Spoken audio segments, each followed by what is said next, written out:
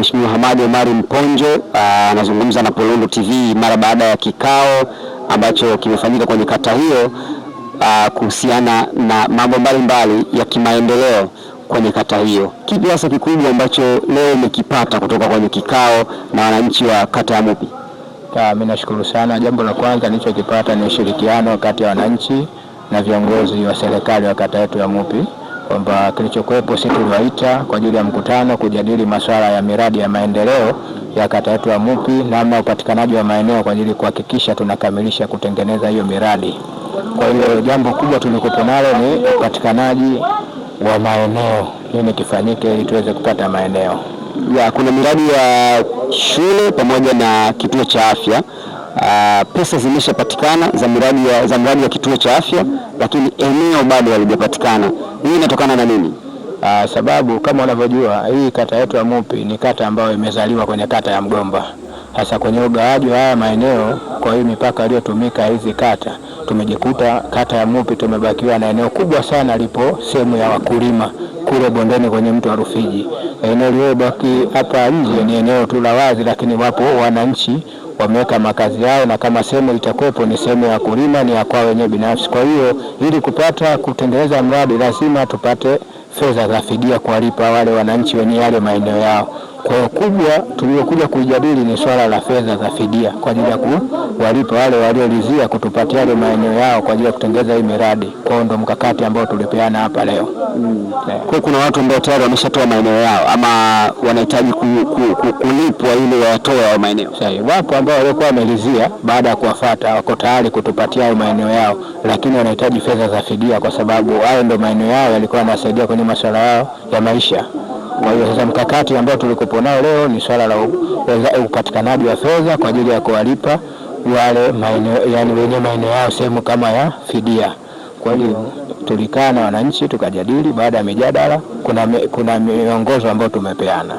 Miongozo gani ambayo wananchi wametoa au mmetoa kwa wananchi? Wananchi mapendekezo yao, maana baada ya kuwafikishia hizi ambazo tulizokuwa nazo, wananchi wakapokea ushauri wao, wakapendekeza kwamba ufanyike michango kwa kila kaya, tupate mchango wa fedha siyopungua shilingi elfu 10 ambazo hizo zitaweza kusaidia kwenye kuwalipa hizo fidia wao wenye maeneo yao. Lakini kulingana na hali za kiuchumi, mimi nikaona basi sio mbaya, mawazo yao, mapendekezo ya mchango waliopendekeza ni mazuri, lakini ile kiasi cha shilingi 10,000 mimi nikakiona ndio chenye kufaa. Lakini kulingana na hali za kiuchumi, mimi nikaambia basi tufanye shilingi 5,500 kwa kila kaya. Kwa hiyo wamelizia wenyewe.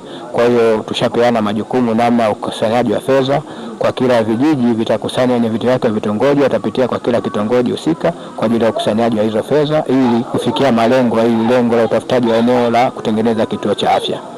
Neno lako lipi kwa mbunge wa Rufiji ambaye pia ni waziri wa afya? Taarifa zinasema Mupi imepokea milioni 301 kwa ajili ya ujenzi wa kituo cha afya.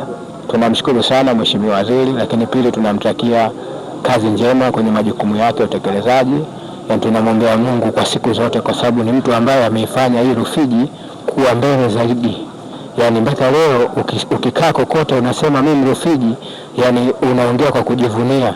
Yote imetokana na mbunge wetu Hamadi Omari Mchengerwa ambaye ni waziri wa afya. Kwa hiyo tunamshukuru sana tena sana, na tunaendelea kumwombea kwa Mwenyezi Mungu aendelee kumbariki na aendelee kuwa pamoja na sisi. Hata hili ambayo tulilipokea sisi tuna imani kwa juhudi zake yeye, kulingana na nafasi aliyokuwa nayo, ndio ambaye aliyopambana kuweza kutuletea hizi fedha za mradi wa kituo cha afya. Tunamshukuru sana na Mungu ambariki sana.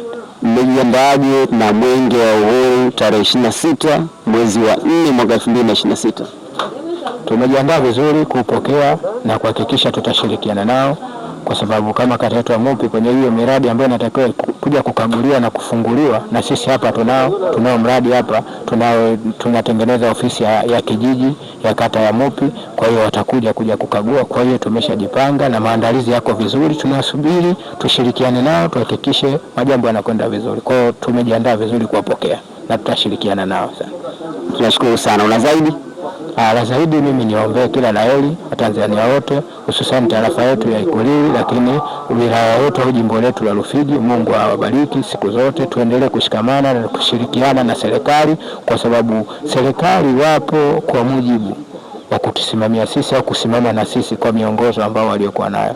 Kwa mimi niwaombe sana wananchi wenzangu wa kata zote husika, hususan kata yetu ya Mupi, tutoe ushirikiano wa kutosha, lakini tujitahidi kuepuka na vile vitu ambavyo vinavyoleta athari kwenye maisha yetu. Asante. Asante sana.